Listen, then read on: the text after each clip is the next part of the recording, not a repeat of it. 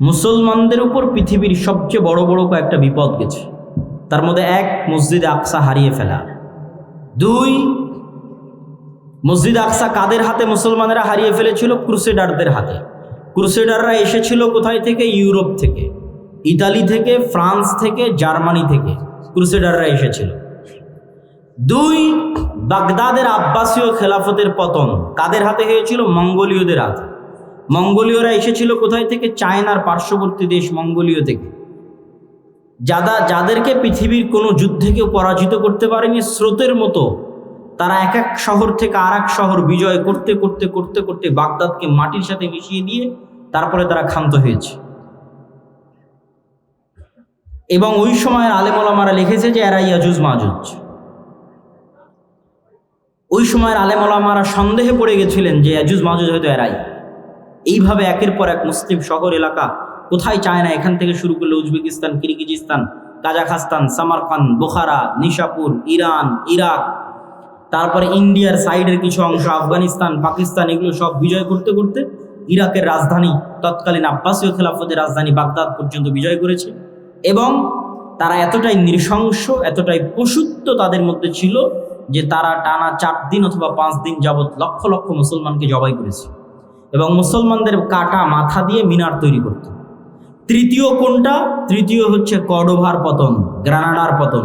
কর্ডোভার পতন হয়েছে 1236, ওই একই সময় স্পেনের পতন। তাহলে এই 3টে বড় ঘটনার মতো একসাথে এত বড় ঘটনা মুসলমানদের উপর আর যায়নি। এই জন্য আমি বারবার বলি যে এখন মুসলমানেরা যে বিপদ, যে আপদ, যে কষ্টের মধ্যে আছে, এর চেয়ে বেশি কঠিন, বেশি ভয়ঙ্কর বিপদ আপদ জাতিগতভাবে মুসলমানদের উপর দিয়ে পার হয়ে গেছে। তা হচ্ছে এই 200-300 বছর ক্রান্তিকাল, ইসলাম এবং মুসলমানদের ক্রান্তিকাল। তো এখান থেকে কি মুসলমানেরা বের হতে পেরেছিল? জি, এখান থেকে মুসলমানেরা বের হতে পেরেছিল। আল্লাহ বের করার রাস্তা করে দিয়েছিল। এক, মসজিদ আকসা আল্লাহ মুক্ত করেছেন সালাহুদ্দিন আইয়ুবীর মাধ্যমে।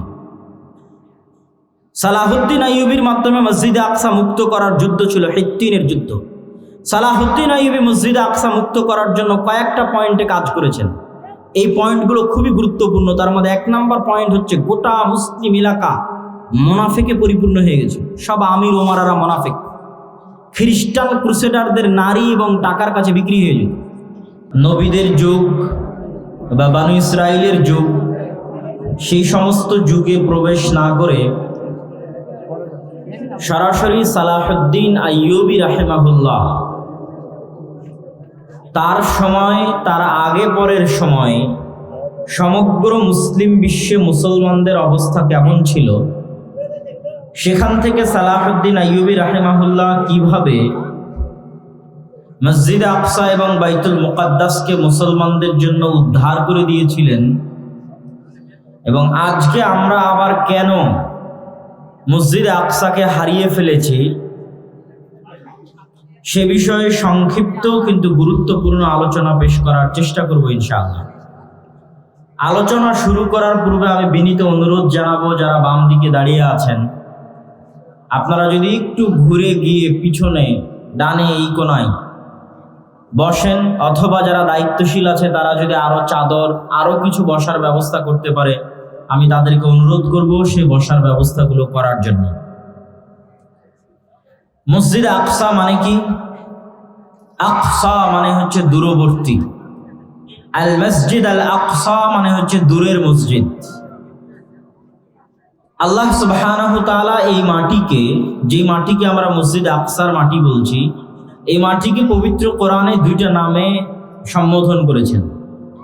একটি নাম হচ্ছে আল মসজিদ আল আকসা, আর আরেকটি নাম হচ্ছে আল আরদুল মুকাদ্দাসা, পবিত্র ভূমি। এই 2টি নামই আল্লাহ সুবহানাহু তাআলা পবিত্র কোরআন মাজিদে বলেছেন। দূরবর্তী মসজিদ কেন? আল্লাহর নবীর এলাকা থেকে, আল্লাহর নবী মুহাম্মদ সাল্লাল্লাহু আলাইহি ওয়াসাল্লামের শহর থেকে দূরে। আনুমানিক মক্কা থেকে, মক্কার কাবা থেকে মসজিদে আকসা আনুমানিক 1500 কিলোমিটার বা তার চাইতেও বেশি হবে। তো যেহেতু আমরা যেমন এখান থেকে যখন উদাহরণ দেই যে সবচেয়ে দূরের উদাহরণ দেই, আমরা কিন্তু কথায় কথায় বলি দিল্লি। তথা দিল্লি আমাদের পারিভাষিক ভাষায় দূরবর্তী কিছু বোঝানোর জন্য ব্যবহৃত হয়ে থাকে।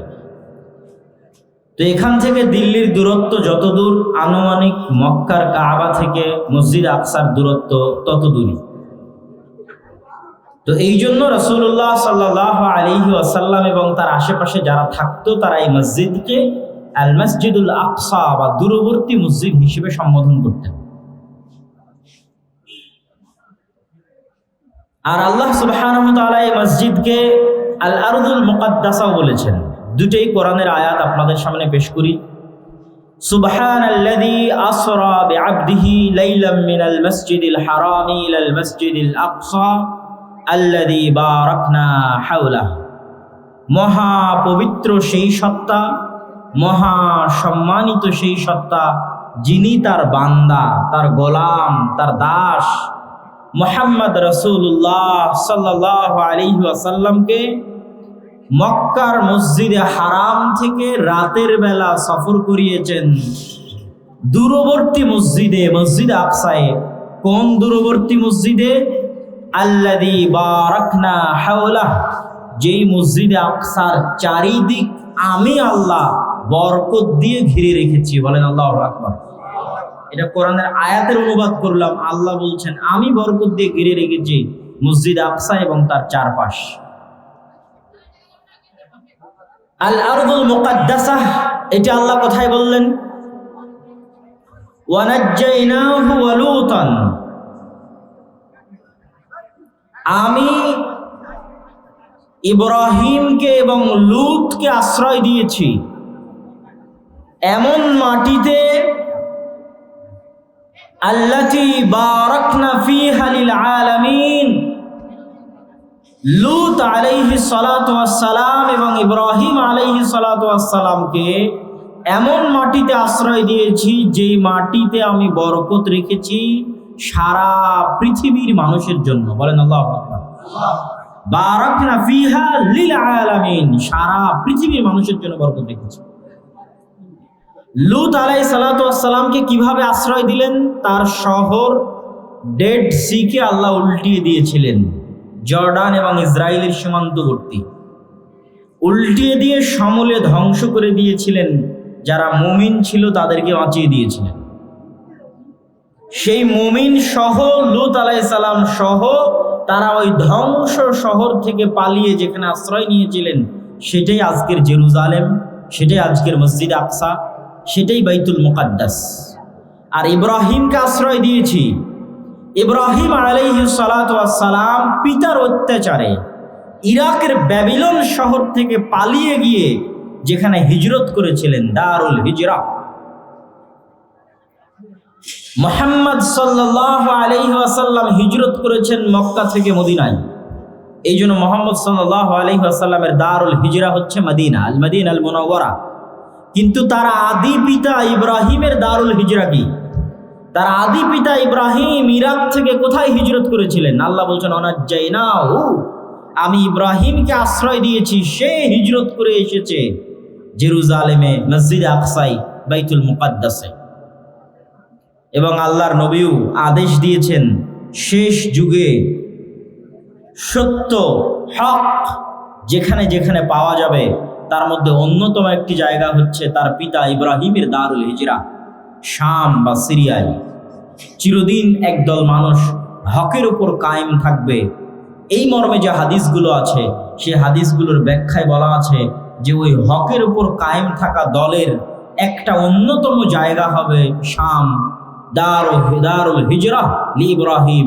ইব্রাহিম আলাইহিস সালাতু ওয়াস সালাম যেখানে হিজরত করেছিলেন সেই জেরুজালেম, বাইতুল মুকাদ্দাস, মসজিদ আকসা। আর এই মাটিকে আল্লাহ কোরআনে আল আরদুল মুকাদ্দাসা বলেছেন মুসা আলাইহিস সালাতু ওয়াস সালামের সময়। কি বলেছেন? ইয়া কওমি দুখুলুল আরদাল মুকাদ্দাসা, হে আমার জাতি তোমরা প্রবেশ করো ওই শহরে যেই শহর পবিত্র, যেই শহরকে আল্লাহ তোমাদের জন্য পবিত্র করে দিয়েছেন, সেই জেরুজালেম পবিত্র শহরে তোমরা প্রবেশ করো।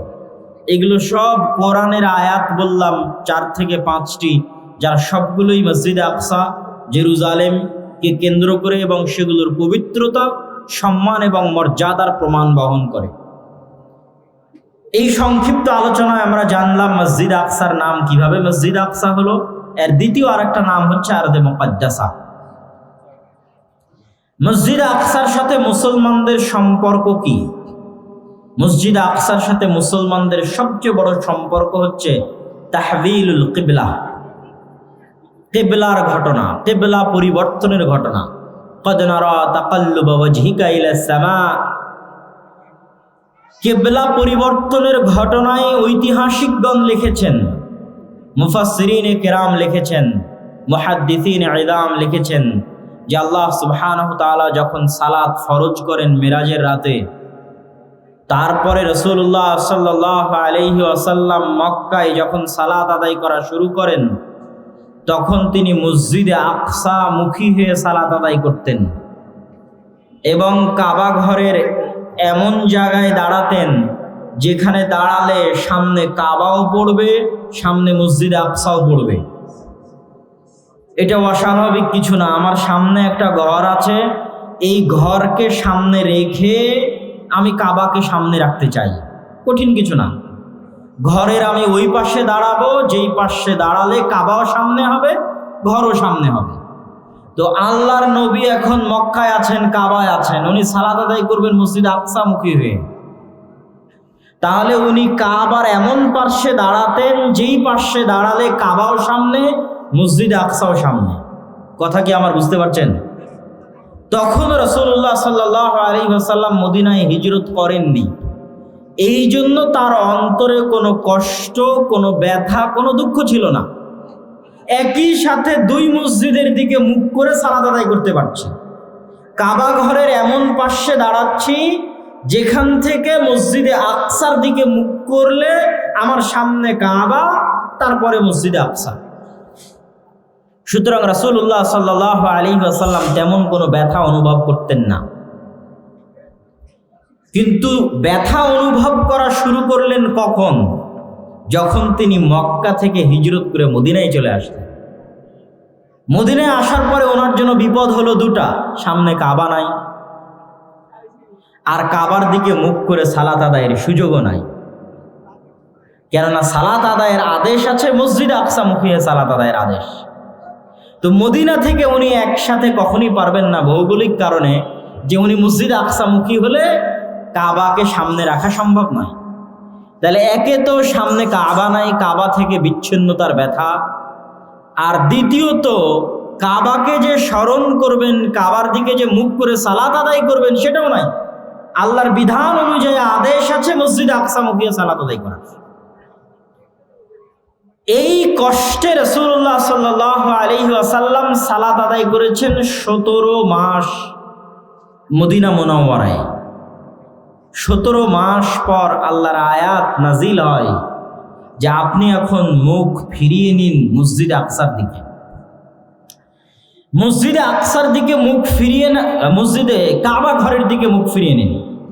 তো কাবা ঘরের দিকে মুখ ফিরিয়ে নেওয়ার এই আদেশ আমাদের কাছে শুধু ধর্মীয় দৃষ্টিকোণ থেকে সালাতের সাথে কানেক্টেড হলেও এর কিছু পলিটিক্যাল ভিউ আছে, পলিটিক্যাল অ্যানালাইসিস আছে, রাজনৈতিক বিচার ও বিশ্লেষণ আছে এই আদেশের সাথে। সেই রাজনৈতিক বিচার ও বিশ্লেষণ হচ্ছে, মক্কায় কোরাইশরা ব্যতীত অন্য ধর্মের মানুষ তেমন বসবাস করত না।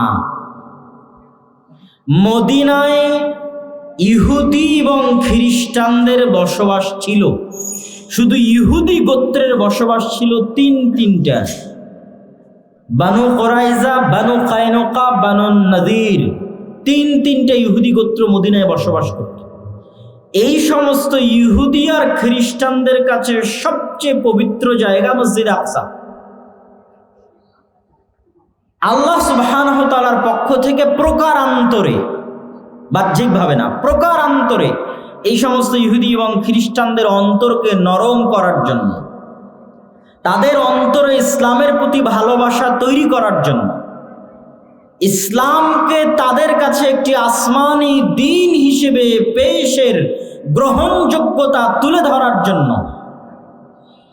যে ঠিক আছে তোমাদের দাবি অনুযায়ী সব নবী জেরুজালেমে এসেছেন অথবা জেরুজালেমের সাথে কানেক্টেড থেকেছেন, তোমাদের দাবি অনুযায়ী আরবে বানু ইসমাইলে কোনো নবী আসার কথা নয়। আরবেও যদি নবী আসে তো বানু ইসরাইলে আসবে। এই জন্য আরব বিশ্বে কোথাও কোনোদিন ইহুদিদের বসবাস ছিল না। মদিনাতে এই 3টা ইহুদি গোত্র এসেছিল এই আশায় যে তাদের মধ্যে যদি আল্লাহ শেষ নবী পাঠায়, কেননা তারা জানতো শেষ নবী আরবে আসবে।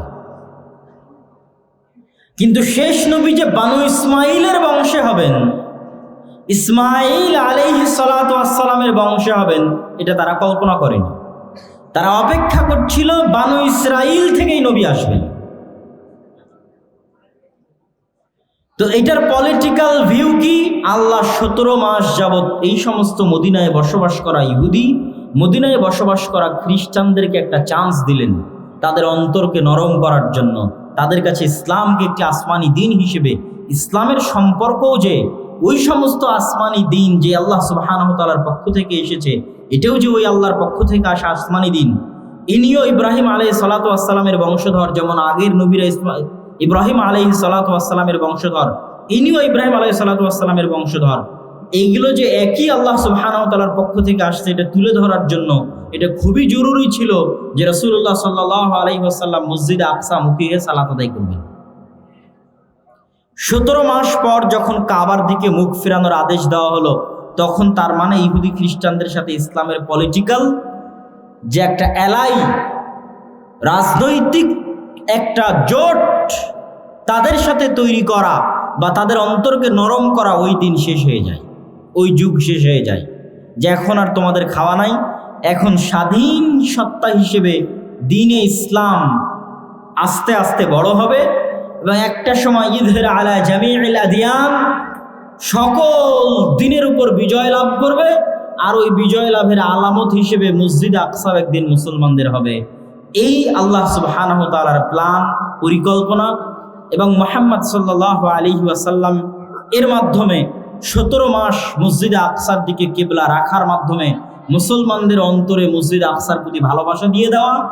মুসলমানেরা তো আর এই জিনিসটা এখন উঠিয়ে ফেলতে পারবে না, বাদও দিতে পারবে না যে তাদের প্রথম কিবলা কোথায় ছিল। কথা বলেন, আমাদের প্রথম কিবলা কোথায় ছিল? মসজিদ আকসা। আমরা প্রথম সালাত আদায় করেছি, আমার নবী প্রথম সালাত আদায় করেছে।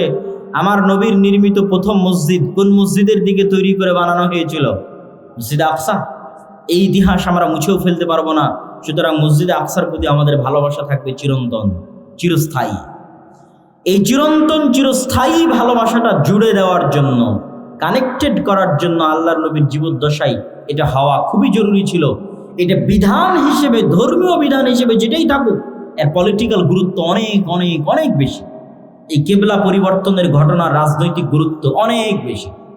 রাসূলুল্লাহ সাল্লাল্লাহু আলাইহি ওয়াসাল্লামের মেরাজের ঘটনার রাজনৈতিক গুরুত্ব অনেক বেশি। যে নবী মুহাম্মদ সাল্লাল্লাহু আলাইহি ওয়াসাল্লাম দাবি করছেন, আল্লাহ সুবহানাহু ওয়া তাআলা কোরআনে আয়াত অবতীর্ণ করে বলছেন যে আমি আমার বান্দাকে মসজিদে হারাম থেকে মসজিদ আকসায় নিয়ে গেছি, সকল নবীর ইমামতিতে সেখানে সালাত আদায় করেছি, বরাক তিনি সেখানে বেঁধে রেখেছেন, সেখান থেকে তিনি আসমানে গেছেন। এই ইতিহাস, এই ঘটনা, পৃথিবীর ইতিহাসের এই ঘটনার গুরুত্ব শুধু ধর্মীয় দিক থেকে নয়, রাজনৈতিক দিক থেকে অনেক অনেক শক্তিশালী। যে মুসলমানদের ভালোবাসার জায়গা, পবিত্রতার জায়গার সাথে মসজিদে আকসাকে স্থায়ীভাবে সম্পৃক্ত করে দেওয়া।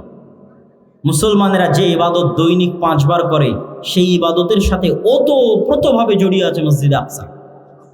ওই মেরাজের মাধ্যমেই আল্লাহ নবী সেই 5 ওয়াক্ত সালাত নিয়ে এসেছেন। যেই মেরাজ শুরু হয়েছিল মসজিদে আকসায়, যেই মেরাজের মাধ্যমে আল্লাহ নবী 5 ওয়াক্ত সালাত নিয়ে আসলেন, ওই সালাত আদায় হলো মসজিদে আকসা মুখী হয়ে। সুতরাং আমাদের দৈনিক আদায় করা সালাতের সাথে মসজিদে আকসার সম্পর্ক চিরন্তন, চিরস্থায়ী। সম্মানিত উপস্থিতি, আর দ্বিতীয়ত, অতীতের দিনের যে সমস্ত বিষয় মানসুখ হয়নি, তার সবই এই দিনের অংশ। এবং নবী মুহাম্মদ সাল্লাল্লাহু আলাইহি ওয়াসাল্লাম অতীতের সকল নবীর প্রকৃত এবং যোগ্য উত্তরসূরি। সেই দৃষ্টিকোণ থেকেও ঈসা আলাইহিস সালাতু ওয়াস সালামের যোগ্য উত্তরসূরি মুহাম্মদ সাল্লাল্লাহু আলাইহি ওয়াসাল্লাম, মূসা আলাইহিস সালাতু ওয়াস সালামের উত্তরসূরি মুহাম্মদ সাল্লাল্লাহু আলাইহি ওয়াসাল্লাম, ইউসুফ, ইয়াকুব, ইসহাক, ইব্রাহিমের উত্তরসূরি মুহাম্মদ সাল্লাল্লাহু আলাইহি ওয়াসাল্লাম। আল্লাহ নবীদেরকে যেই সিলসিলা যেই ধারায় পাঠিয়েছেন, এটা নির্ধারিত, এমনভাবে নির্ধারিত নয় যে এই দেশের মানুষদের জন্যই, এই এলাকার মানুষদের জন্যই, এই রক্তের মানুষদের জন্যই, এরকম কোনো নির্ধারিত আল্লাহ সুবহানাহু ওয়া তাআলা করে দেননি। ওই রক্তের মধ্যেই মানুষ কাফের হয়েছে, প্রতি যুগে যুগে আল্লাহ দেখিয়েছেন। নূহ আলাইহিস সালাতু ওয়াস সালামের ছেলে কাফের হয়ে গেছে, আল্লাহ দেখিয়েছেন।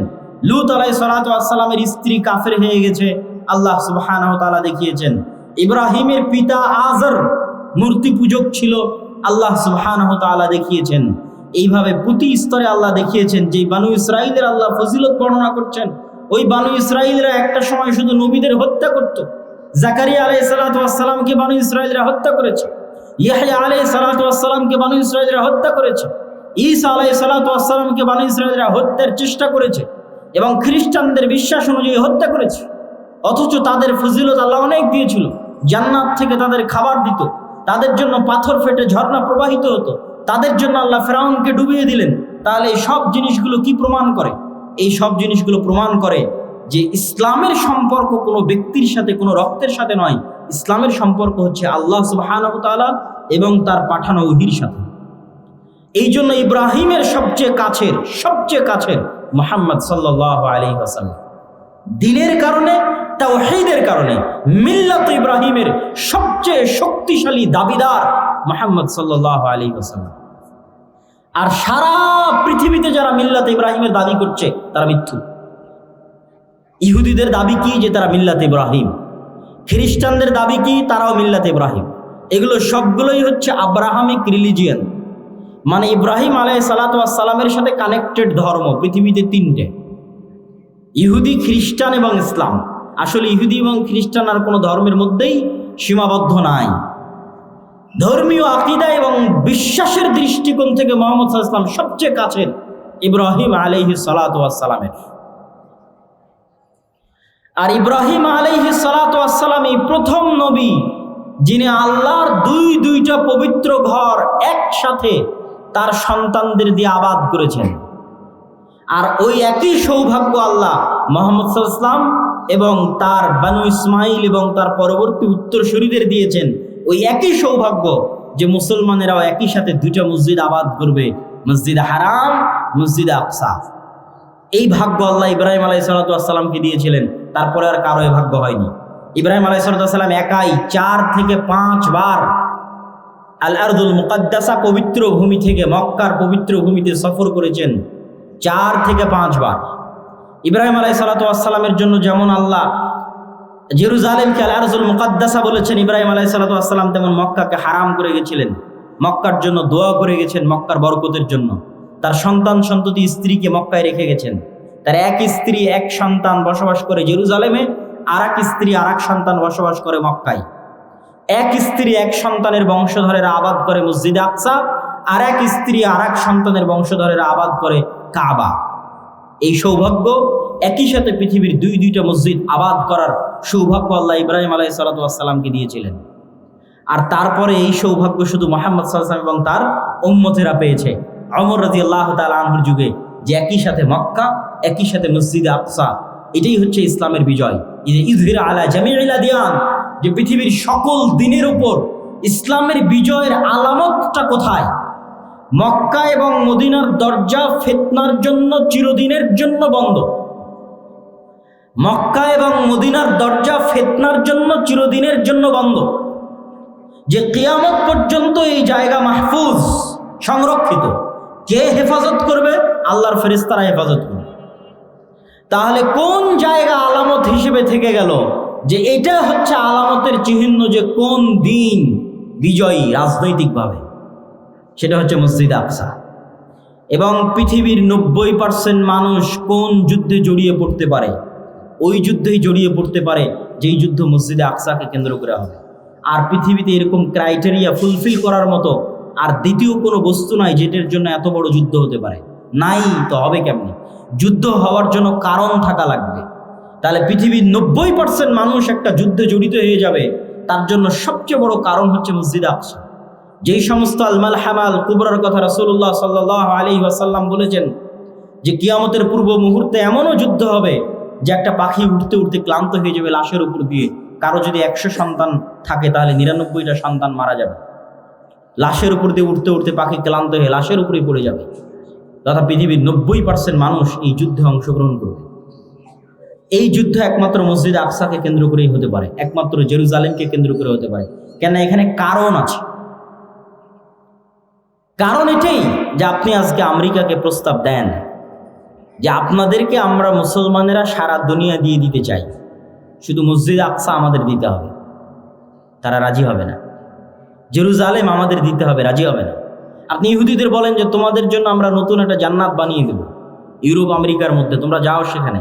এখানে কেন এসেছ? তারা এখানে এসেছে ধর্মীয় কারণে। আর আমরা সমাধান করতে যাচ্ছি পলিটিক্যাল, জাতীয়তাবাদী অথবা ধর্মনিরপেক্ষতাবাদী চেতনা দিয়ে নাকি মসজিদ আকসা উদ্ধার হবে। আর এই বিষ বাষ্প ফিলিস্তিনিদের মধ্যে ঢুকিয়ে দিয়েছে যে তোমরা জাতীয়তাবাদী চেতনায় আর ধর্মনিরপেক্ষতাবাদী চেতনায় চেষ্টা করো, তাহলে মসজিদ আকসা তোমাদের উদ্ধার হবে। বাবা, যারা মসজিদে আকসা জেরুজালেম দখল করেছে তারা জাতীয়তাবাদী চেতনাতেও দখল করেনি, ধর্মনিরপেক্ষতাবাদী চেতনাতেও দখল করেনি।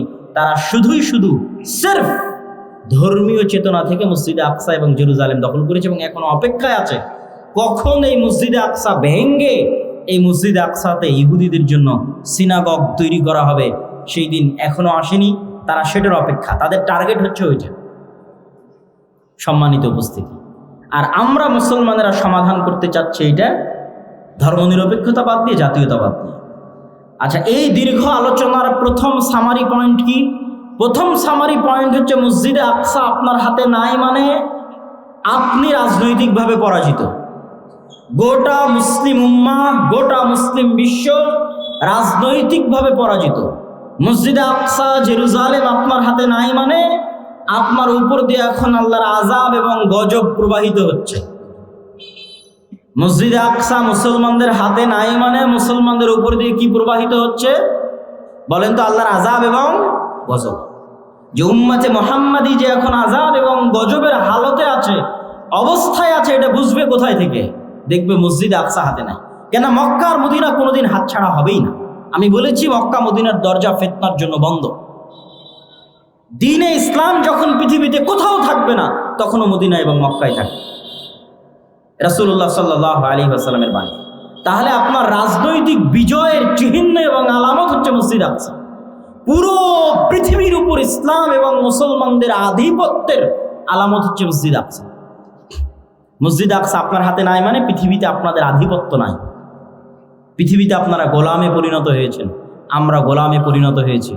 পৃথিবীতে আমরা অধিকার বঞ্চিত জাতিতে পরিণত হয়েছি। আমরা আযাব এবং গজবের মধ্যে দিয়ে দিন পার করছি।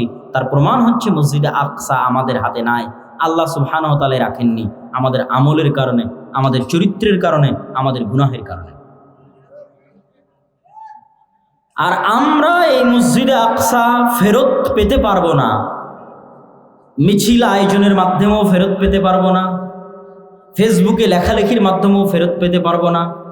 সারা বিশ্বে কত জায়গায় মিছিল হচ্ছে তার হিসাব নাই। হার্ভার্ড ইউনিভার্সিটির ছাত্ররা মিছিল করতেছে, মুসলিম ছাত্ররা। আমি যে শহর থেকে আসলাম, ডান্ডি ইউনিভার্সিটির যারা মুসলিম সোসাইটি আছে তারাও সমাবেশ আয়োজন করেছে মসজিদে আকসার জন্য। কিন্তু প্রশ্ন এটা নয়, প্রশ্ন হচ্ছে যারা এই সমাবেশটা আয়োজন করেছে তারা কি ওই মসজিদে আকসা আবাদ করার যোগ্য? আল্লাহ কি তাদেরকে যোগ্য হিসেবে বিবেচনা করছেন? এটাই হলো প্রশ্ন। যে আপনি কি আপনার নিয়ত, আপনার ইখলাস, আপনার আমল দিয়ে মসজিদে আকসার উত্তরসূরি হওয়ার, উত্তরাধিকারী হওয়ার যোগ্য হিসেবে নিজেকে গড়ে তুলতে পেরেছেন? যে আপনার হাত দিয়ে মসজিদে আকসা বিজয় হবে। এই মসজিদ আকসা কার কার হাত দিয়ে বিজয় হয়েছে? ইউশা বিন নুনের হাত দিয়ে বিজয় হয়েছে। এই মসজিদে আকসা দাউদ আলাইহিস সালাতু ওয়াস সালামের হাত দিয়ে বিজয় হয়েছে। এই মসজিদে আকসা ওমর ইবনুল খাত্তাব রাদিয়াল্লাহু তাআলা আনহুর হাত দিয়ে বিজয় হয়েছে। এই মসজিদে আকসা সালাহুদ্দিন আল আইয়ুবির হাত দিয়ে বিজয় হয়েছে। তাদের এই বিজয়ের ঘটনাগুলো পড়েন, তাদের আমল, আখলাক, চরিত্র, আকীদা, বিশ্বাস দেখেন যে আল্লাহ সুবহানাহু ওয়া তাআলা কেন, কিভাবে তাদেরকে এই বিজয় দান করেছিলেন। আর আমরা কোন জায়গায় আছি যে আমরা ওই জায়গা থেকে বঞ্চিত এবং আল্লাহর আযাব এবং গজবের শিকার আমরা। সম্মানিত উপস্থিতি, আজকে আমরা মুসলমানেরা যে কঠিন এবং ভয়াবহ অবস্থার মুখোমুখি, এই কঠিন এবং ভয়াবহ অবস্থার চাইতেও কঠিন এবং ভয়াবহ অবস্থা মুসলমানদের ইতিপূর্বে গেছে, এর চাইতেও কঠিন আর ভয়াবহ। সেটাই আপনাদেরকে শোনানোর জন্য সংক্ষিপ্ত একটা সামারি দিই। সেই সংক্ষিপ্ত সামারি হচ্ছে, মুসলমানেরা মাত্র 300 বছরের মধ্যে যত যত বড় বড় ঝড় মোকাবেলা করেছে, এত বড় ঝড় তারপরে এখন পর্যন্ত আর মোকাবেলা করেনি। এই ঝড়গুলো কি কি? 3টে ঝড়।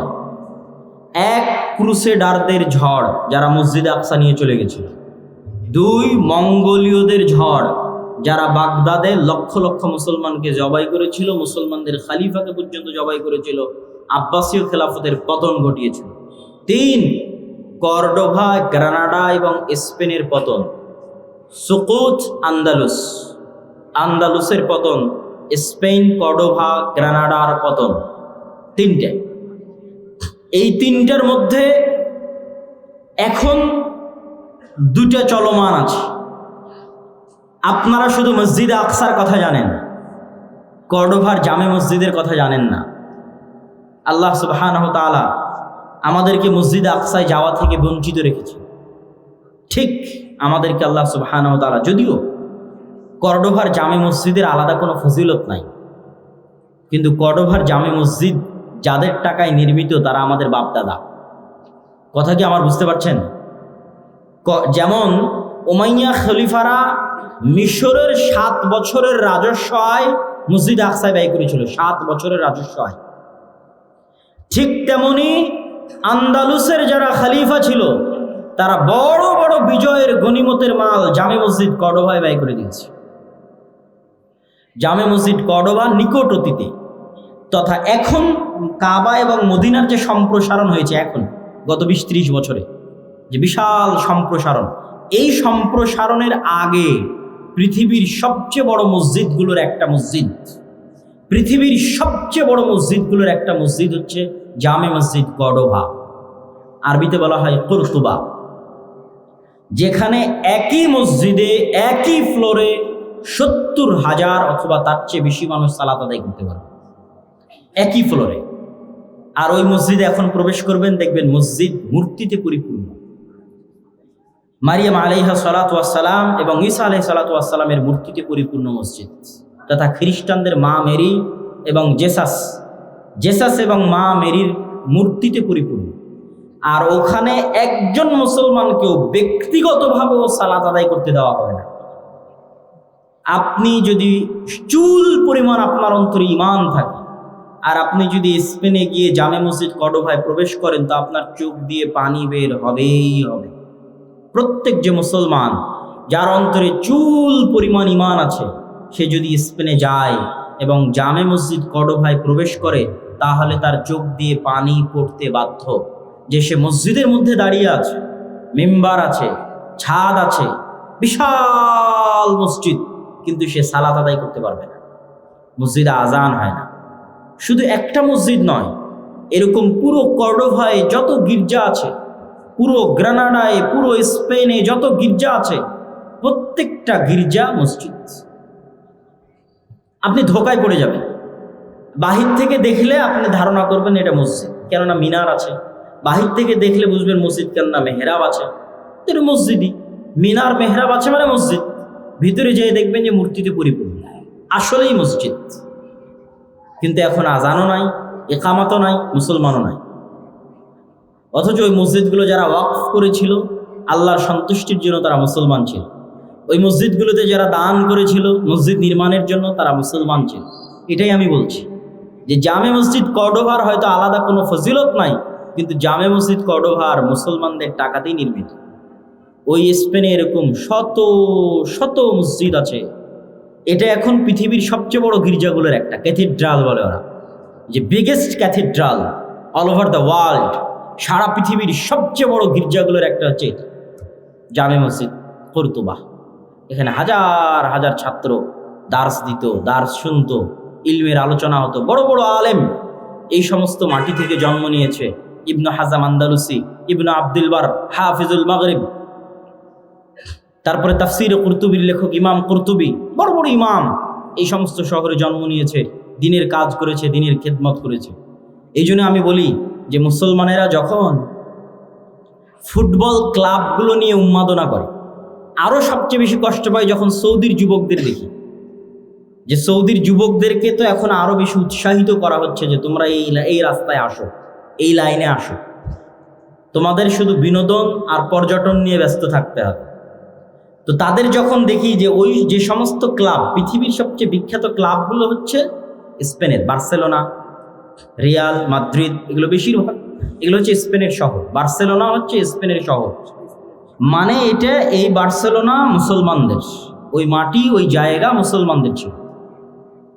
তাহলে আপনি যখন ওইটা নিয়ে উন্মাদনায় ব্যস্ত, তখন যদি আপনাকে নিয়ে গিয়ে আমি জামে মসজিদ কর্তুবার মধ্যে দাঁড় করাই, কর্ডোবার মধ্যে দাঁড় করাই, সৌদি আরবের এই সমস্ত যুবকদেরকে নিয়ে গিয়ে যদি জামে মসজিদ কর্ডোবায় দাঁড় করানো হয় আর বলা হয় না এখন উন্মাদনা করো তোমার বার্সেলোনা নিয়ে আর রিয়াল আর মাদ্রিদ নিয়ে, কেন আল্লাহ তোমাদের কাছ থেকে মসজিদ ছিনিয়ে নিয়েছে?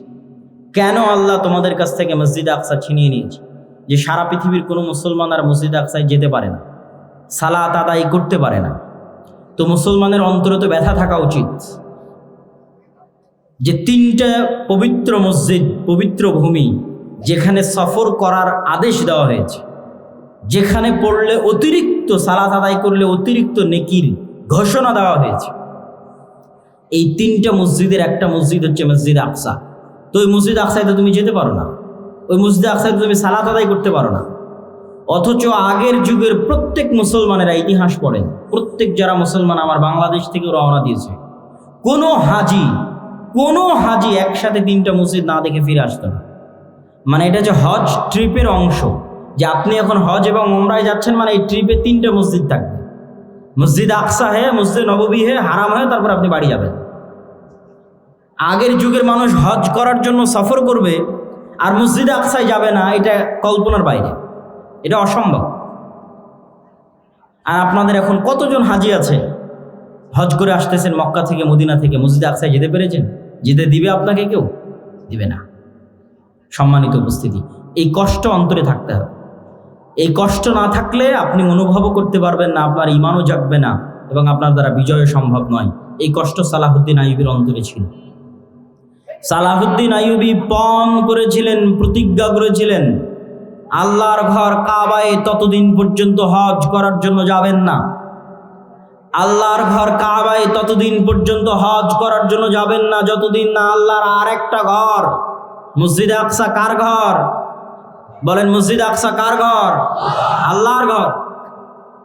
আমি ততদিন পর্যন্ত মক্কার কাবা জিয়ারতে যাব না যতদিন না আল্লাহ সুবহানাহু ওয়া তাআলার আরেকটি ঘর, যেটা মক্কার কাবা তৈরি হওয়ার 40 বছর পর তৈরি করা হয়েছিল, যেই ঘরে যুগে যুগে অসংখ্য নবী প্রেরিত হয়েছে, যেই এলাকাকে আল্লাহ আমাদের পবিত্র কোরআনে বরকতময় এলাকা বলে ঘোষণা করেছেন কয়েক জায়গায়, আমাদের পবিত্র কোরআনে পবিত্র ভূমি হিসেবে ঘোষণা করেছেন কয়েক জায়গায়, সেই আল্লাহর তৃতীয় ঘর মুক্ত না করা পর্যন্ত আমি সালাহুদ্দিন আইয়ুবী আল্লাহর আরেকটা ঘর জিয়ারতের জন্য যাব না। আগে আল্লাহ সুবহানাহু ওয়া তাআলার এই ঘর মুক্ত করব, তারপরে আমি আল্লাহ সুবহানাহু ওয়া তাআলার আরেক ঘর জিয়ারতের জন্য যাব। এই হিম্মত, এই চেষ্টা, এই আবেগ সালাহুদ্দিন আইয়ুবীর ছিল, এই জন্য তিনি বিজয় করতে পেরেছেন। তাহলে সর্বপ্রথম আমাদের অন্তরে, আমাদের সন্তানদের অন্তরে, আমাদের স্ত্রী পুত্র কন্যার অন্তরে, এমনকি ইতিহাসে লেখা আছে, এই ইতিহাসটার সত্য মিথ্যা আমার জানা নাই, তদন্ত করার সুযোগ হয়নি, যে সালাহুদ্দিন আইয়ুবী রাহিমাহুল্লাহর আব্বা, তিনি বিবাহের সময় এই শর্তেই বিবাহ করেছিলেন যে এমন মেয়েকে বিবাহ করবেন যার অন্তরে মসজিদে আকসার ভালোবাসা আছে, এবং যেও চায় এমন একটি সন্তান জন্ম দিতে যে মসজিদে আকসা বিজয়ের জন্য তার জীবনকে বিলিয়ে দিবে। মসজিদে আকসা বিজয় করতে পারবে না পারবে সেটা পরের কথা, কিন্তু মসজিদে আকসা বিজয়ের জন্য তার জীবনকে বিলিয়ে দিবে, শহীদ হয়ে যাবে। এই নিয়ত কোন মেয়ের আছে তাকে আমি বিবাহ করতে চাই। সম্মানিত উপস্থিতি, সালাহুদ্দিন আইয়ুবী রাহিমাহুল্লাহর যে যুগ, আমি বলেছি তিনটে মহাবিপদ মুসলমানেরা একই সময় পার করেছে। আমি শুধু তারিখগুলো বলবো, তাহলে আপনি বুঝবেন যে কিভাবে তিনটে যুগ মুসলমানেরা এই সময়ের মধ্যে পার করেছে।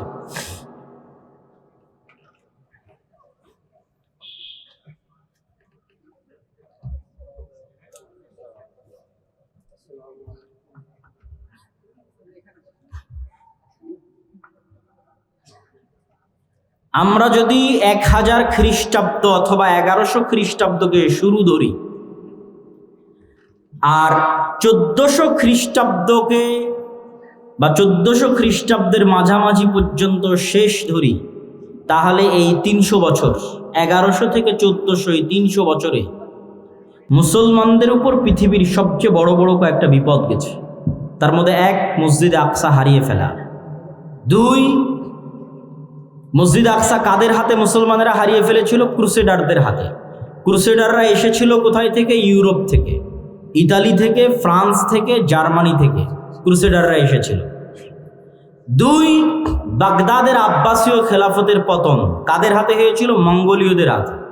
মঙ্গোলীয়রা এসেছিল কোথায় থেকে? চায়নার পার্শ্ববর্তী দেশ মঙ্গোলীয় থেকে, যাদেরকে পৃথিবীর কোনো যুদ্ধে কেউ পরাজিত করতে পারেনি। স্রোতের মতো তারা এক শহর থেকে আর এক শহর বিজয় করতে করতে করতে করতে বাগদাদকে মাটির সাথে মিশিয়ে দিয়ে তারপরে তারা ক্ষান্ত হয়েছে।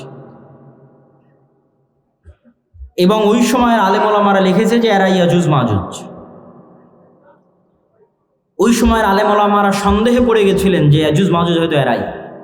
এইভাবে একের পর এক মুসলিম শহর এলাকা, কোথায় চায়না, এখান থেকে শুরু করলে Uzbekistan, Kyrgyzstan, Kazakhstan, Samarkand, বোখারা, Nishapur, Iran, Iraq, তারপরে ইন্ডিয়ার সাইডের কিছু অংশ, আফগানিস্তান, পাকিস্তান, এগুলো সব বিজয় করতে করতে ইরাকের রাজধানী, তৎকালীন আব্বাসীয় খেলাফতের রাজধানী বাগদাদ পর্যন্ত বিজয় করেছে। এবং তারা এতটাই নৃশংস, এতটাই পশুত্ব তাদের মধ্যে ছিল যে তারা টানা 4 দিন অথবা 5 দিন যাবৎ লক্ষ লক্ষ মুসলমানকে জবাই করেছে এবং মুসলমানদের কাটা মাথা দিয়ে মিনার তৈরি করত। তৃতীয় কোনটা? তৃতীয় হচ্ছে কর্ডোভার পতন, গ্রানাডার পতন। কর্ডোভার পতন হয়েছে 1236, ওই একই সময় স্পেনের পতন। তাহলে এই 3টে বড় ঘটনার মতো একসাথে এত বড় ঘটনা মুসলমানদের উপর আর যায়নি। এই জন্য আমি বারবার বলি যে এখন মুসলমানেরা যে বিপদ, যে আপদ, যে কষ্টের মধ্যে আছে, এর চেয়ে বেশি কঠিন, বেশি ভয়ঙ্কর বিপদ আপদ জাতিগতভাবে মুসলমানদের উপর দিয়ে পার হয়ে গেছে। তা হচ্ছে এই 200-300 বছর ক্রান্তিকাল, ইসলাম এবং মুসলমানদের ক্রান্তিকাল। তো এখান থেকে কি মুসলমানেরা বের হতে পেরেছিল? জি, এখান থেকে মুসলমানেরা বের হতে পেরেছিল। আল্লাহ বের করার রাস্তা করে দিয়েছিল। 1, মসজিদ আকসা আল্লাহ মুক্ত করেছেন সালাহুদ্দিন আইয়ুবীর মাধ্যমে। সালাহুদ্দিন আইয়ুবীর মাধ্যমে মসজিদে আকসা মুক্ত করার যুদ্ধ ছিল হিত্তিনের যুদ্ধ। সালাহুদ্দিন আইয়ুবী মসজিদে আকসা মুক্ত করার জন্য কয়েকটা পয়েন্টে কাজ করেছেন। এই পয়েন্টগুলো খুবই গুরুত্বপূর্ণ। তার মধ্যে 1 নম্বর পয়েন্ট হচ্ছে গোটা মুসলিম এলাকা মুনাফিকে পরিপূর্ণ হয়ে গেছে। সব আমির ওমারারা মুনাফিক। খ্রিস্টান ক্রুসেডারদের নারী এবং টাকার কাছে বিক্রি হয়ে যেত সমস্ত আমির ওমারারা। আর সবচেয়ে বেশি শত্রুতা করত শিয়ারা। ওই সময় শিয়াদের শাসন ছিল মিশরে। ফাতিমীয়, ওবায়দীয় শিয়া খেলাফত ছিল মিশরে, যারা প্রতিষ্ঠা করেছিল জামিয়াতুল আজহার। আজকের আজহার বিশ্ববিদ্যালয় শিয়ারা প্রতিষ্ঠা করেছিল শিয়া মাযহাব প্রচার করার জন্য। তো সালাহুদ্দিন আইয়ুবী রাহিমাহুল্লাহর 2টা টার্গেট ছিল। মিশর এবং সিরিয়াকে এক করতে হবে। মিশর এবং সিরিয়া একত্রিত না হওয়া পর্যন্ত মসজিদ আকসা আমি বিজয় করতে পারবো না। মজার বিষয় হলো ওমর রাদিয়াল্লাহু তাআলা আনহুর যুগেও যখন মসজিদ আকসা বিজয় হয়, তখনও মুসলমানেরা মিশর এবং সিরিয়া একত্রিত করেছিল। মিশর এবং সিরিয়ার বিজয় শেষ করে মসজিদ আকসার বিজয় সম্পূর্ণ করেছিল। কেননা ভৌগোলিকভাবে আজও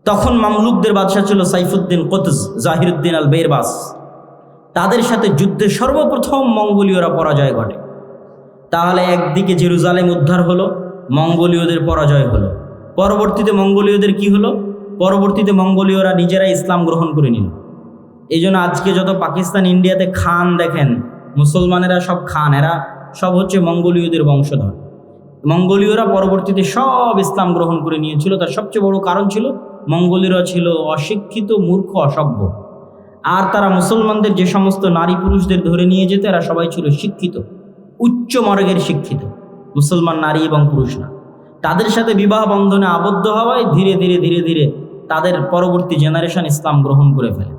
আর ক্রুসেডাররা কি হলো? ক্রুসেডাররা ফিরে চলে গেল ইউরোপে এবং আজ অবধি তারা ক্রুসেড চালাচ্ছে, চলছেই ক্রুসেড। আচ্ছা, এই দুইটা সংকট কাটিয়ে উঠে মুসলমানদের কোনো অর্জন আছে? আছে। স্পেন মুসলমানেরা ফিরে পায়নি, কিন্তু স্পেনের পরিবর্তে আল্লাহ মুসলমানদেরকে এরপরই, স্পেনের পরিবর্তে আল্লাহ মুসলমানদের এই দীর্ঘদিন যাবৎ মুসলমানেরা কুস্তুনতুনিয়া বিজয় করতে পারে না।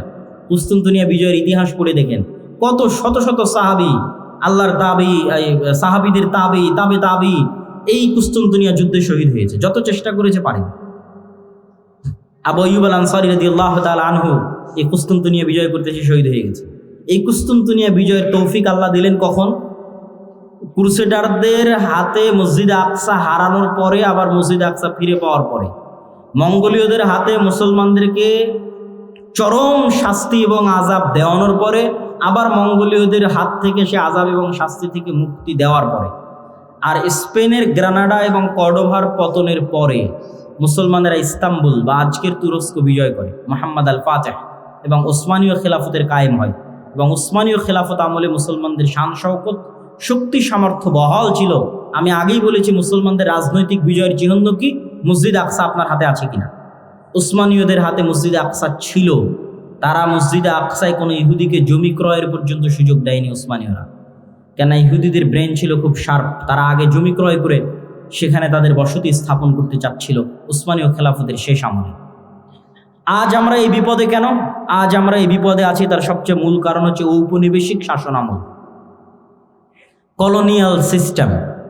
পৃথিবীর প্রায় সব মুসলিম দেশই, দুই একটা বাদ দিয়ে, প্রায় সব মুসলিম দেশই ইস্তেমার, আরবিতে বলে ইস্তেমার, বাংলায় বলে উপনিবেশ, ইংরেজিতে বলে কলোনি। প্রায় সব মুসলিম দেশই ইউরোপের কোনো না কোনো দেশের কলোনি ছিল নিকট অতীতে। এটা হচ্ছে আমাদের উসমানীয় খেলাফতের পতনকাল থেকে নিয়ে আজ পর্যন্ত এই 150, 200, 300 বছরে, মানে আমরা যে জেনারেশন এখন অবস্থান করছি, এটার লাস্ট 200 বছর বা 250 বছর পৃথিবীর কোনো না কোনো মুসলিম দেশ, কোনো না কোনো ইউরোপিয়ান কান্ট্রির কলোনি ছিল। আমরাও 1947-এর আগ পর্যন্ত ব্রিটিশের কলোনি ছিলাম। তো 1947 তো ভাই এই কয়দিন আগের কথা। অনেকের দাদাও এখনও জীবিত আছে যারা 47 দেখেছে, এখনও জীবিত আছে। তো 47 তো কালকের কথা। তো 47-এর আগ পর্যন্ত আমরা ব্রিটিশদের গোলাম ছিলাম। এরকম সারা পৃথিবীর প্রায় সব মুসলিম দেশ কোনো না কোনো ইউরোপিয়ান কান্ট্রির গোলাম ছিল। এবং এর উপর আমার লম্বা বিস্তারিত আলোচনা আমি গতকাল করেছি। এই গোলামের নিজাম থেকে ওই ব্রিটিশরা যেমন পুরো ভারতকে 3 ভাগে ভাগ করে দিল, বাংলাদেশ, পাকিস্তান এবং ইন্ডিয়া, ঠিক ওই ব্রিটিশরা যখন তাদের আরবে কলোনি ছিল, তখন তারা আরবকে এমনভাবে ভেঙে চূর্ণ বিচূর্ণ করে দিল। কাতার নামে পৃথিবীতে কোনো দেশই ছিল না, আরব আমিরাত নামে পৃথিবীতে কোনো দেশই ছিল না, জর্ডান নামে পৃথিবীতে কোনো দেশই ছিল না, ইসরায়েল নামে পৃথিবীতে কোনো দেশই ছিল না, লেবানন নামে পৃথিবীতে কোনো দেশই ছিল না। ঠিক তেমনি বাংলাদেশ বা পাকিস্তান নামে পৃথিবীতে কোনো দেশ ছিল না। এগুলো সব ওই যে ইস্তেমার, কলোনিয়াল সিস্টেম।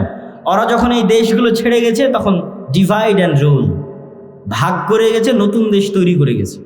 তো ওই শাম, সিরিয়াকে জর্ডানে ভাগ করেছে, লেবাননে ভাগ করেছে। একটু দিয়েছে জর্ডান, একটু দিয়েছে লেবানন, একটু দিয়েছে কাতার, একটু দিয়েছে আরব আমিরাত, একটু দিয়েছে বাহরাইন, একটু একটু করে দিয়ে ওর মধ্যে থেকে ইসরায়েল বের করেছে।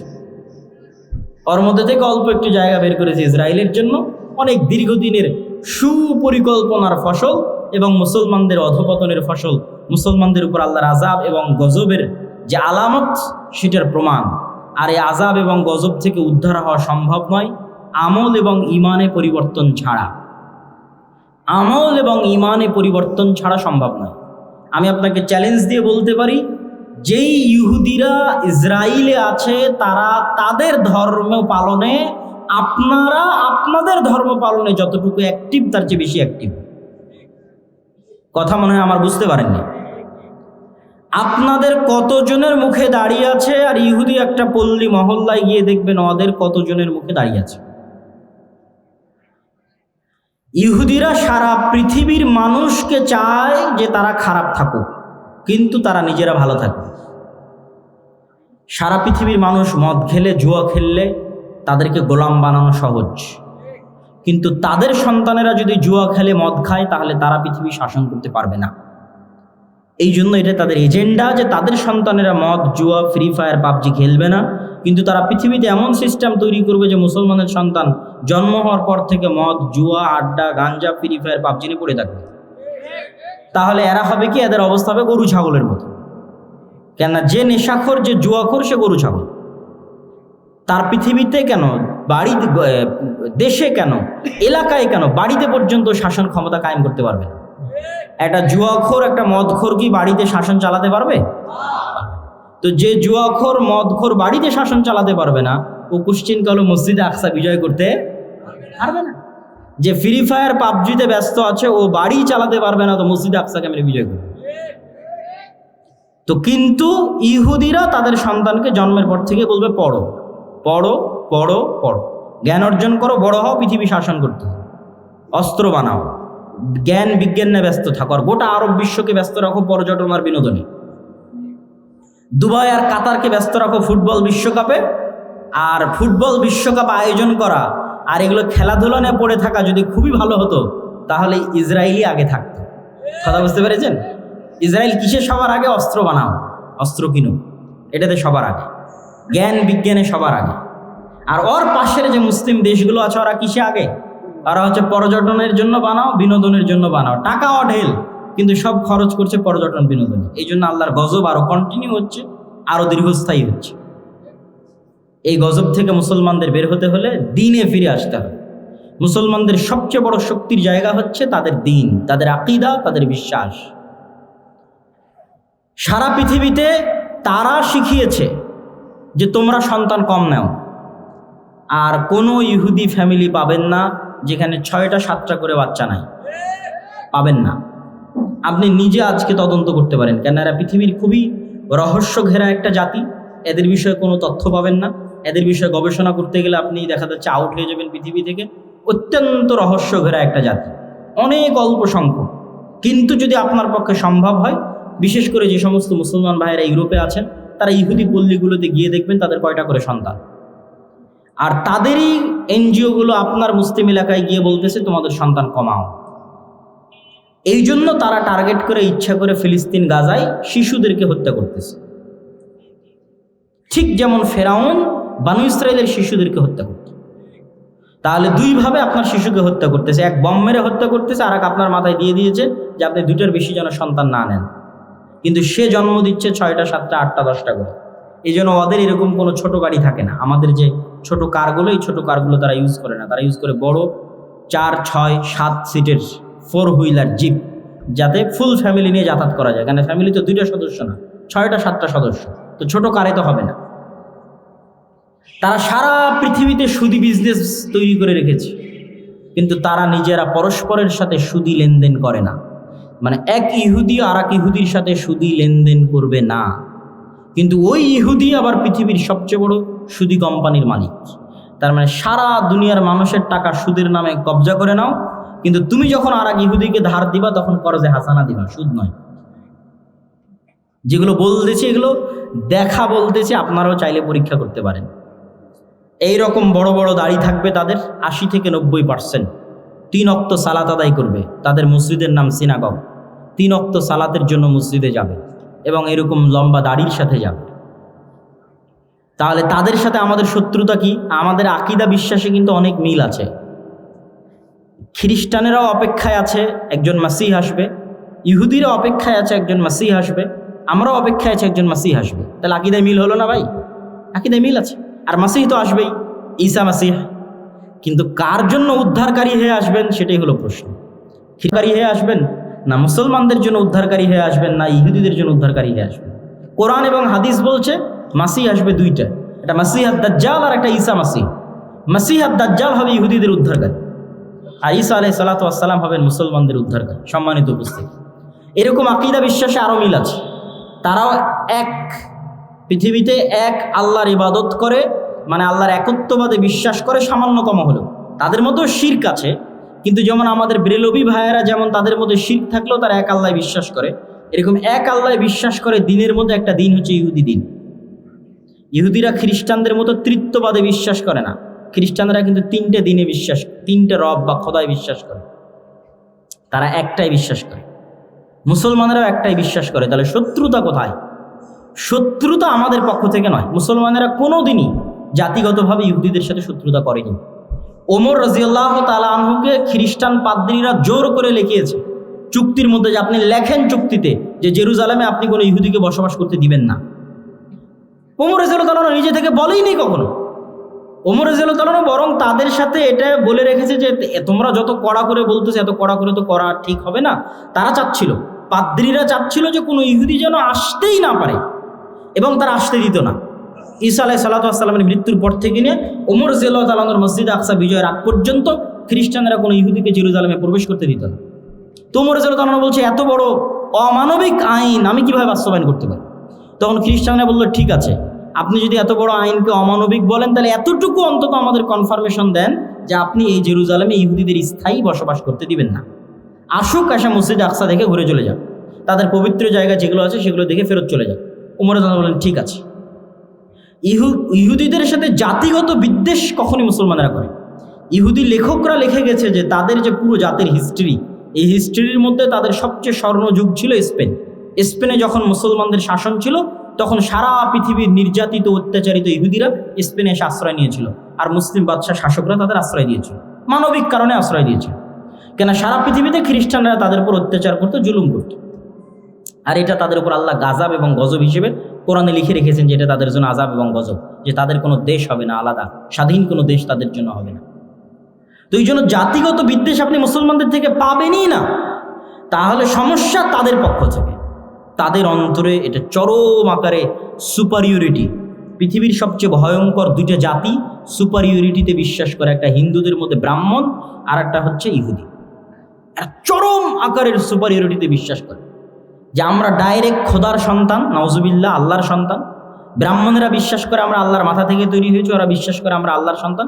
পৃথিবীতে আমরা বাদের যারা আছে সব আমাদের গোলাম, সবার বউ আমাদের জন্য হালাল, সবার ছেলে মেয়েকে জবাই করাও আমাদের জন্য হালাল, এতে আমাদের কোনো গুনাহ হবে না। কত রকমের এক্সট্রিম লেভেলের সুপারিয়রিটিতে তারা বিশ্বাস করে। এই সুপারিয়রিটির জায়গায় সবচেয়ে বড় আঘাত, সবচেয়ে বড় ধাক্কা দিয়েছে মুহাম্মদ সাল্লাল্লাহু আলাইহি ওয়াসাল্লাম। কি জন্য? তাদের এই সুপারিয়রিটির দাবির ভিত্তি হচ্ছে তারা ইব্রাহিমের সন্তান ইসহাকের বংশধর, এটাই দাবির ভিত্তি। তো মুহাম্মদ সাল্লাল্লাহু আলাইহি ওয়াসাল্লাম এসে দাবি করলেন আমি ইব্রাহিমের আর এক সন্তান ইসমাইলের বংশধর। এই জায়গায় হলো বংশগত দিক থেকে সবচেয়ে বড় অ্যাটাক, যে আমরা যেই রক্তের হওয়ার কারণে ফখর করি, অহংকার করি, গর্ব করি, আল্লাহ শেষ নবী আমাদের বাইরে ওই রক্তের মধ্যে ইব্রাহিমের আর এক সন্তান ইসমাইলের মধ্যে দিয়ে দিলেন, ইসমাইল আলাইহিস সালাতু ওয়াস সালামের মধ্যে। তাহলে তাদের সুপারিয়রিটিতে সবচেয়ে বড় আঘাত হানলেন কে? মুহাম্মদ সাল্লাল্লাহু আলাইহি ওয়াসাল্লাম, যে তোমাদের সুপারিয়রিটি এখন থেকে শেষ। তোমাদের বানু ইসরাইলের জন্য আল্লাহর যা রহমত বরকতের ঘোষণা ছিল সব টোটালি অফ। এখন রহমত এবং বরকত যা হবে সব উম্মতে মুহাম্মাদির জন্য। ইব্রাহিম আলাইহিস সালাতু ওয়াস সালামের সন্তান ইসমাইল, এবং আল্লাহ নবী দোয়া করলেন আল্লাহুম্মা সাল্লি আলা মুহাম্মাদ ওয়া আলা আলি মুহাম্মাদ কামা সাল্লাইতা আলা ইব্রাহিম ওয়া আলা আলি ইব্রাহিম। হে আল্লাহ, মুহাম্মদ সাল্লাল্লাহু আলাইহি ওয়াসাল্লাম এবং তার পরিবারের উপর ওই রকম রহমত বরকত নাজিল করুন যেমন ইব্রাহিমের পরিবারের উপর নাজিল করেছিলেন। আল্লাহুম্মা আমিন। আমরা দরুদে সেটা পড়ি সব সময়। তাহলে তাদের সুপারিয়রিটিতে সবচেয়ে বড় আঘাত দিলেন মুহাম্মদ সাল্লাল্লাহু আলাইহি ওয়াসাল্লাম। এই জন্য মুহাম্মদ সাল্লাল্লাহু আলাইহি ওয়াসাল্লামকে এইভাবে হত্যার চেষ্টা মক্কার কুরাইশরাও করেন যেভাবে তারা করেছিল, কেন এটা তাদের ইগোতে আঘাত করেছে। আজও তারা বানু ইসমাইলের সন্তানদেরকে হত্যা করতেছে এই একটা কারণেই, যে তাদের সুপারিয়রিটির জন্য সবচেয়ে বড় চ্যালেঞ্জ হচ্ছে ইসলাম এবং মুসলমানরা। কেন? তারা যেই মিল্লাতে ইব্রাহিমের দাবি করে, ওই মিল্লাতে ইব্রাহিমের যোগ্য এবং সত্য দাবিদার, যোগ্য এবং সত্য উত্তরসূরি হচ্ছে মুহাম্মদ সাল্লাল্লাহু আলাইহি ওয়াসাল্লাম এবং তার অনুসারী। এবং তাদের ধর্মগ্রন্থে লেখা আছে যে ইব্রাহিম আলাইহিস সালাতু ওয়াস সালামের আর এক স্ত্রী হাজেরা এবং হাজেরার সন্তান ইসমাইলকে মক্কায় রেখে আসা হয়েছে। তাদের ধর্মগ্রন্থে লেখা আছে তোমাদের ভাইদের মধ্যে আল্লাহ শেষ নবী পাঠাবে। ওরা মনে করে আছে আমাদের ভাইদের মধ্যে মানে বা ইব্রাহিম আলাইহিস সালামের দুই সন্তানও তো পরস্পরে ভাই, ভাই না ভাই না? ইসহাক এবং ইসমাইল পরস্পরে ভাই না ভাই না? ভাই।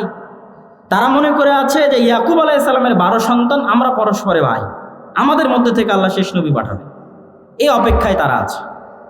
কিন্তু আল্লাহ সুবহানাহু ওয়া তাআলা তাদের ভাইদের মধ্যেই শেষ নবী পাঠিয়েছেন, সেটা তাদের আদি ভাই ইয়াকুবের পিতা ইসহাক আলাইহিস সালাতু ওয়াস সালামের রক্তের ভাই ইসমাইল আলাইহিস সালাতু ওয়াস সালামের বংশে আল্লাহ সুবহানাহু ওয়া তাআলা শেষ নবী পাঠিয়েছে। সম্মানিত উপস্থিতি, এই হিংসার কারণে, এই বিদ্বেষের কারণে তারা মুসলমান এবং ইসলামদেরকে সমূলে ধ্বংস করে দিতে চায়। কেন? তারা জানে তাদের পতন যদি কারো হাতে হয়, মুসলমানদের হাতেই হয়। এটাই হলো সমস্যা। যেমন ফেরাউন জানতো তার পতন যদি কারো হাতে হয়, বানু ইসরাইলের হাতে। তারাও জানে আমাদের পতন যদি কোনোদিন কারো হাতে হয়, তাহলে মুসলমানদের হাতে হয়। সম্মানিত উপস্থিতি, আমি আমার এই দীর্ঘ ঐতিহাসিক বিশ্লেষণ থেকে আপনাদের কাছে এতটুকুই আহ্বান জানাবো, দিনে ফিরে আসা ছাড়া। আপনি তাদের সাথে মোকাবেলা করবেন অথচ আপনার মধ্যে দিন নাই, তাহলে কি দিয়ে মোকাবেলা করবেন? সে তো দিনের কারণেই এটা জয় করতে এসেছে, দিনের কারণে এখানে শাসন প্রতিষ্ঠা করতে এসেছে, দিনের কারণে আপনাকে হত্যা করছে। আর আপনি দিন ছেড়ে দিয়ে তার উপর দিয়ে বিজয় লাভ করতে চাচ্ছেন, এটা ইম্পসিবল, অসম্ভব। একদল মানুষ যদি দিন পালন করে আল্লাহর উপর ভরসা করে বের হয়ে আসে, তাহলে তাদের হাতে আল্লাহ সুবহানাহু ওয়া তাআলা মসজিদে আকসা বিজয় দিবেন, এটা আল্লাহর ওয়াদা। আমরা এখন পারছি না কেন? আমরা এখন গজবের অবস্থায় আছি, আযাবের অবস্থায় আছি। আল্লাহ তাদেরকে দিয়ে আমাদের উপর শাস্তি দিচ্ছে। যেমন ফেরাউনকে দিয়ে তাদেরকে শাস্তি দিয়েছিল, তাদেরকে আযাব এবং গজবের মধ্যে আল্লাহ সুবহানাহু ওয়া তাআলা নিক্ষেপ করেছিলেন। ঠিক এই যুগের ফেরাউন হচ্ছে তারা। আমরা আযাব এবং গজবের মধ্যে আছি, এবং এখান থেকে উদ্ধার পেতে হলে ঈমান এবং আমল লাগবে, স্বাধীন চেতা বিশ্বাসী লাগবে। গোলামি বিশ্বাস চলবে না। আমি বলেছি আমাদের সবচেয়ে বড় সমস্যা গোলামির বিশ্বাস। মুসা আলাইহিস সালাম যদি বানু ইসরাইলের ঘর বাড়িতেই লুকিয়ে লুকিয়ে মানুষ হতেন, উনি জীবনে কোনোদিন ওই ফেরাউনের বংশের কিবতীকে এক থাপ্পড়ে হত্যা করতেন না। কেন? বানু ইসরাইলের সাথে পালিয়ে পালিয়ে মানুষ হতে হতে অন্তর ছোট হয়ে যেত। কথা আমার বুঝতে পারছেন? তো মুসা আলাইহিস সালামকে আল্লাহ মানুষ করলেন ফেরাউনের ঘরে। তো ফেরাউনের ঘরে উনি স্বাধীন চেতা হয়ে মানুষ হয়েছে, যে একটা মানুষের পূর্ণ অধিকার সুযোগ সুবিধা কি হওয়া উচিত। ওই অবস্থায় বড় হয়ে যখন দেখছে তার বংশের মানুষকে আর একজন মারছে, তখন দিয়েছে এক থাপ্পড়ে মরে গেছে। তো এক থাপ্পড় দেওয়ার জাজবা কোথায় থেকে আসে?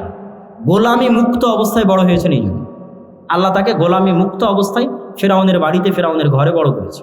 আর আমরা জীবনযাপন করছি 200-250 বছর থেকে গোলামির অবস্থায়, এখনও গোলামির অবস্থায়। স্বাধীন চেতা মনোভাব আমাদের মধ্যে নাই। আমাদের চাল চরিত্র বিকৃত হয়ে গেছে, স্বভাব চরিত্র বিকৃত হয়ে গেছে। এই জন্য আমাদেরকে আমাদের দিনে ফিরে আসতে হবে, স্বাধীন চেতা মনোভাবী হতে হবে। মা এবং বোনদেরকে নিয়ত রাখতে হবে যে তারা পুত পবিত্র অবস্থায় সন্তান জন্ম দিবে আল্লাহ সুবহানাহু ওয়া তাআলার সন্তুষ্টির জন্য, আল্লাহর দ্বীনের জন্য।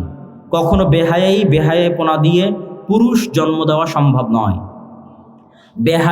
বেলেল্লাপনা দিয়ে মুজাহিদ পুরুষ জন্ম দেওয়া সম্ভব নয়। বেহায়াইর মধ্যে মেয়েলি পুরুষ জন্ম নিতে পারে। কথা আমার বুঝতে পারছেন? যখন একটা সমাজে পরিপূর্ণরূপে বেহায়াই ছড়িয়ে পড়ে, তখন ওই সমাজের পুরুষরা কি হয়ে যায়? মেয়েলি পুরুষ হয়ে যায়।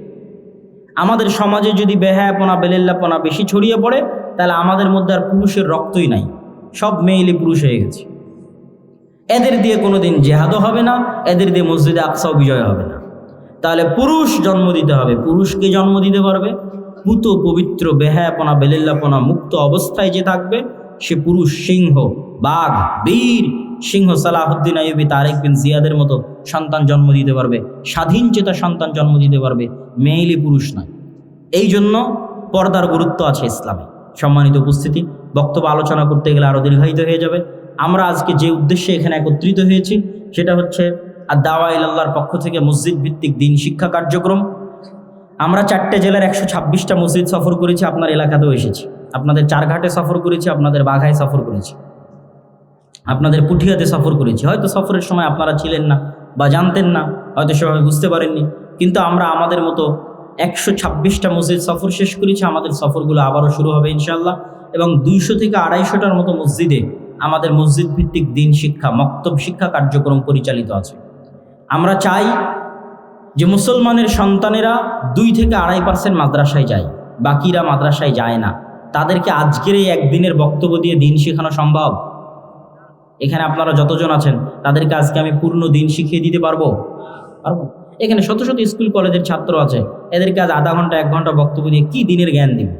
তাদেরকে দিনের জ্ঞান দিতে পারবো যদি এই অঞ্চলের সব মসজিদে দিন শিক্ষার শক্তিশালী ব্যবস্থা মসজিদে দিন শিক্ষার ব্যবস্থা তৈরি হয়।